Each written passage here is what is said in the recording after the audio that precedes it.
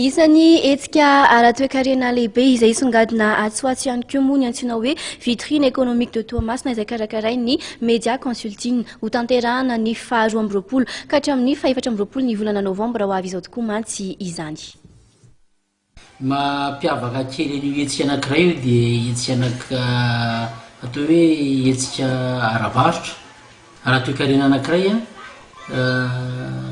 amina secteur maromaro tsy misy hoe thème manoka zany fa tonga de miaraka daholo ary de ny zany niverina hoe ao daholo ny secteur privé amin'ny faritra anankitelo de Analanjorofo Atsinanana ary Aroatramangolo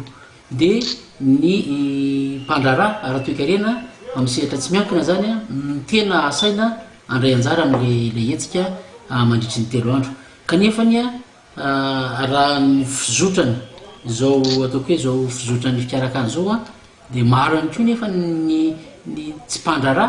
satria mba ao anatin'ny sehatra ny ara-toe-karena ihany tahaka ohatra ny ONG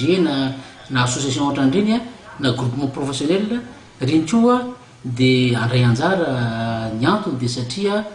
fotoana anankiray io zay hetsika anankiray ivondrona ny mpandrara ara-toe-karena any amin'ny fahatra satria tsy mbola nisy an'izany tany mety nisy mety efa ela fa raha fitadiavana azy tsy mbola nisy ary hetsika ataoko hoe goavana tahaka an'io ny hetsika io zany de eo ambany fiahin'ny andriambato premier ministre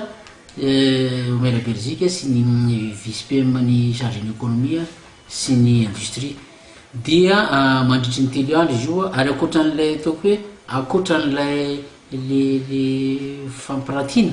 les stands d'exposition de vente zany de izy koa conférence débat zay conférence débat io de andraisan'ny ny olona rehetra anjara amin'ny adihevitra ary ny thème am'izy moa de thème ara-toe-karena ihany zany loha hevitra ara-toe-karena ary ny adihevitra de fantoko amin'ny fampandrosoana ny faritra reo anankitelo reo milazaiko reo zany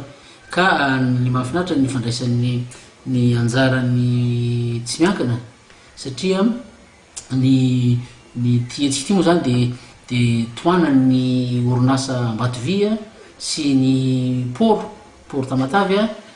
de ao koa ny transporteur officiel azy koa ny Air Madagascar de ao anatin'izany koa anisan'ny partenaire ihany koa zany ny Silac